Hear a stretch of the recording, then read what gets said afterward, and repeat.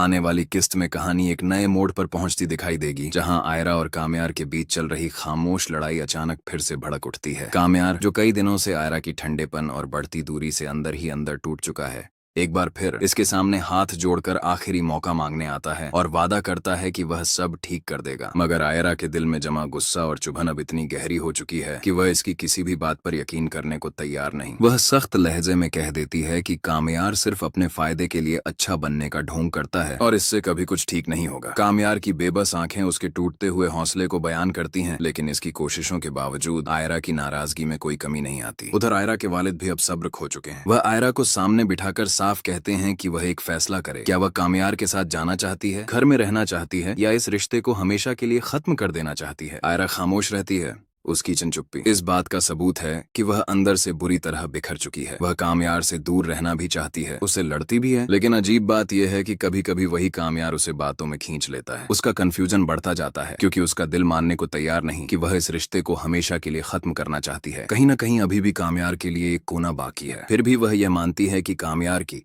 आदतें और रवैया अब उसके लिए बर्दाश्त से बाहर हो चुके हैं, और इसी नापसंदगी ने दोनों के बीच ऐसी दीवार खड़ी कर दी है जिसे गिराना अब नामुमकिन लगता है। कहानी का रुख तब बदल जाता है जब नजर कामयार के घर की तरफ जाती है। उसके वालिदैन पहली बार खुलकर अपने बेटे की गलती मानते हैं। कामयार के वालिद साफ कहते हैं कि चाहे गलती लड़की की हो या नहीं, लेकिन नुकसान कामयार ने किया है। उसकी माँ, जो हमेशा इसके साथ खड़ी रही थी, पहली बार कह उठती है कि लड़कियों के पीछे भागकर इंसान अपना घर भी तबाह कर लेता है। उनके लहजे में नाराजगी, शर्मिंदगी और एक माँ का दुख सब कुछ शामिल होता है। उन्हें एहसास हो चुका है कि इस बार मामला मामूली नहीं, बल्कि इतना गहरा है कि इसका असर अब सिर्फ आयरा नहीं, बल्कि उनके अपने घर पर भी पड़ने लगा है। इसी दौरान कहानी में एक और किरदार उभर कर सामने आता है, कामयार की कजिन। वह दिल ही दिल में कामयार से मोहब्बत करती है और किसी कीमत पर आयरा को इसके करीब देखना नहीं चाहती। इसी जलन में वह आयरा से बार बार उलझती है। आयरा, जो पहले ही मानसिक दबाव का शिकार है, उसे समझाती है कि उनका आपस में कोई ताल्लुक नहीं, लेकिन कजिन मानने को तैयार नहीं। वह हर मौके पर आयरा को नीचा दिखाने की कोशिश करती है, और यहाँ तक कि कामयार के सामने भी उसकी बुराइयां करती है, ताकि उनके बीच गलतफहमियां और बढ़ती रहें। आयरा के घर वाले एक तरफ इसे फैसला लेने पर मजबूर कर रहे हैं,